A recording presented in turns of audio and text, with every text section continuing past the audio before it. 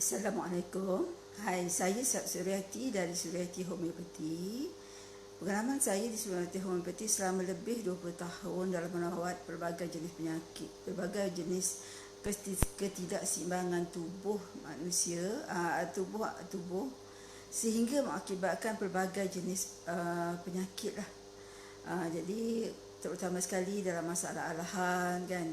Bila mereka bila mereka menghadapi masalah alahan, mereka rasa malu, kadang-kadang gatal muka, gatal hidung, lepas tu kadang-kadang rasa mengganggu jiran bila bersin yang teruk, lepas tu setiap hari sesama, rasa letih, nak ke pejabat, kadang-kadang bos, kawan-kawan tanya, kenapa anda tak sihat ke, kamu tak sihat ke?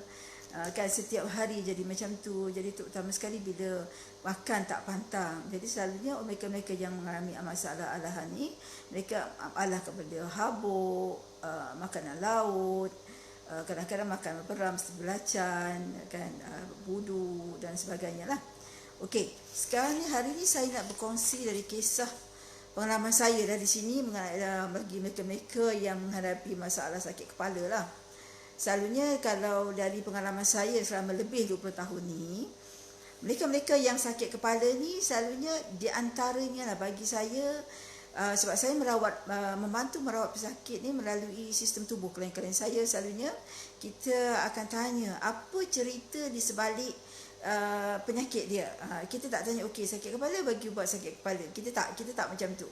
Okey, tapi kami di sini kami tidak pernah menjanjikan apa sahaja kesembuhan kepada siapa saja pun, sebab kesembuhan bagi kami adalah milik penuh Allah, bukan kami dan bukan ubat. Jadi kita kena tengoklah. Okey, kecederaan selalunya sakit kepala ni kita tengok ada satu kes tu di mana dia ni apabila dia sakit sangat kepala, bila dia silap sikit dia kata dia sakit kepala, dan sakit ni dia kata hampir setiap hari. Tapi cuma dia teruk tak teruk aje. Tapi kalau waktu dia teruk tu dia kata dia kena duduk dalam satu bilik yang gelap, dan satu cahaya pun tak boleh masuk ke dalam bilik dia.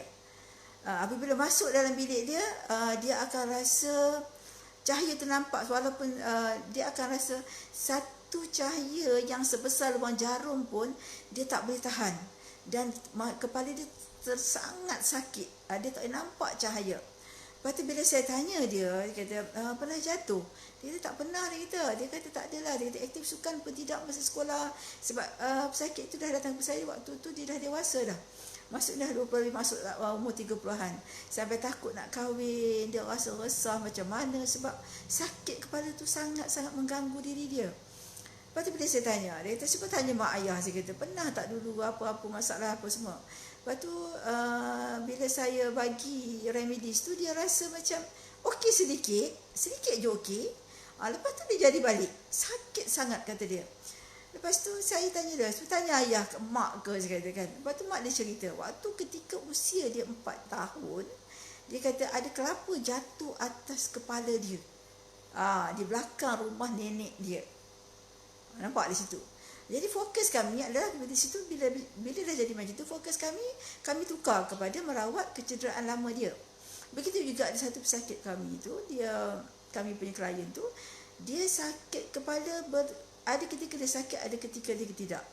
Tapi bila sakit tu langsung dia tak boleh bangun, dia akan jadi rasa macam teruk sangat keadaan dia, sehingga dia rasa macam tak boleh apa-apa, buat kerja pun tak boleh, anak pun terbiar apa semua kan. Lepas tu bila saya tanya, dia kata dulu masa dia mengandung anak pertama, suami dia berada di luar negara.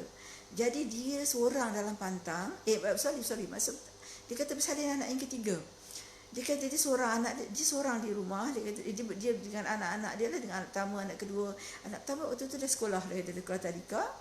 Lepas tu dia kata dia masa dia bersalin anak ketiga, dia kata dia jatuh di toilet, dia kata dia jatuh dan terkena bucu kolah. Apabila terkena bucu kolah, dia rasa sakit. Dia tak sedar. Dia kata dia sedar anak dia dah balik, dan baby menangis. Anak dia dah sampai anak dia yang gerak dia di toilet, dia kata bila masa. Dan dia memang sakit sangatlah, dia kata kan.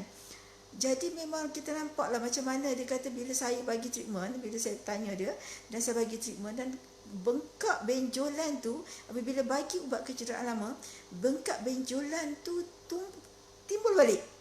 Di tempat yang sama. Dan alhamdulillah lepas tu dia alhamdulillah sembuh lah, dia sembuh. Tapi dia taklah sakit seteruk, dan kalau ada pun taklah seteruk dulu. Dia kata boleh tahan sampai dia masih juga boleh masak, boleh jaga anak-anak, boleh apalah, insya-Allah. Yang keduanya, kalau kita tengok selain daripada kemalangan seperti itu, jatuh, terlempap, terantuk, kadang-kadang berak tak lawas. Kan mereka yang sakit kepala ni kadang-kadang disebabkan berak dia tak lawas. Jadi dia kata apabila angin naik, dia kata dia akan sakit kepala. Angin lah gitu lagi ni, saya berak tak lawas. Saya kata bila tanya berak seminggu sekali. Lepas tu dia kata susah lah kan. Lepas tu kadang-kadang makan pun suka makan pedas, makan masam. Jadi bila kita tengok, saya tanya balik, jadi kebanyakan dia satu lagi, jadi air pun kurang. Air kosong sangat kurang. Bila saya tanya air kosong banyak mana, sikit, bila dahaga je minum. Jadi bila saya beri kaedah, saya kata okey, kenapa berak tak lawas? Sebab saya kata pertama, kamu kurang kurang makan sayur, tak mau makan sayur. Sebab dia kata tak suka sayur dari kecil, alasannya. Jadi macam mana nak ada serat dalam tubuh? Lepas tu buah pun tak apa suka.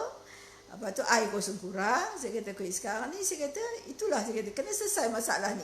Makan juga sayur, sebab kita kena makan sayur. Saya kata untuk serat. Lepas tu kena makan buah, mudah-mudahan dia membantu.